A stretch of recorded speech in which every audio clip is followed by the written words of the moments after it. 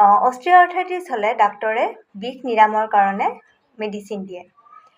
যদি বিষটো অলপ বেছি হয় তেতিয়াহ'লে ইনজেকশ্যন দিয়াও দেখা যায়। আৰু যদি বিষটো অলপ বেছি চিভিয়াৰ হয় তেতিয়াহ'লে তেনে ক্ষেত্ৰত অস্ত্ৰোপচাৰ কৰাও দেখা যায়। এতিয়া ফিজিঅ'থেৰাপিৰ ভূমিকানো এই ক্ষেত্ৰত কেনেকুৱা আমি আলোচনা কৰি চাওঁ আহক। ফিজিঅ'থেৰাপিয়ে কেইটামান পইণ্টৰ ওপৰত অস্টিঅ'আৰ্থ্ৰাইটিছত কাম কৰে। ফিজিঅ'থেৰাপিৰ লক্ষণসমূহ হৈছে প্ৰথমে পেইনটো কমোৱা, তাৰপিছত জইণ্টৰ মোবিলিটি পাৱাৰটো বঢ়াই দিয়া, মাছেল পাৱাৰটো বঢ়োৱা, অৰ্থাৎ মাছেলৰ শক্তিটো বঢ়াই ৰখা। কেনেদৰে মাছেলটো ষ্ট্ৰং কৰি ৰাখিব পাৰে সেইটো এটা ফিজিঅ'থেৰাপিৰ মূল লক্ষ্য হয়।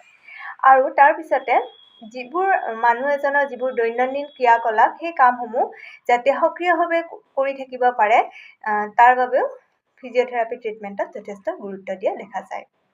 এতিয়া ফিজিঅ'থেৰাপিৰ এই প্ৰতিটো পইণ্টে আমি অলপ বহুলভাৱে আলোচনা কৰোঁ আহক।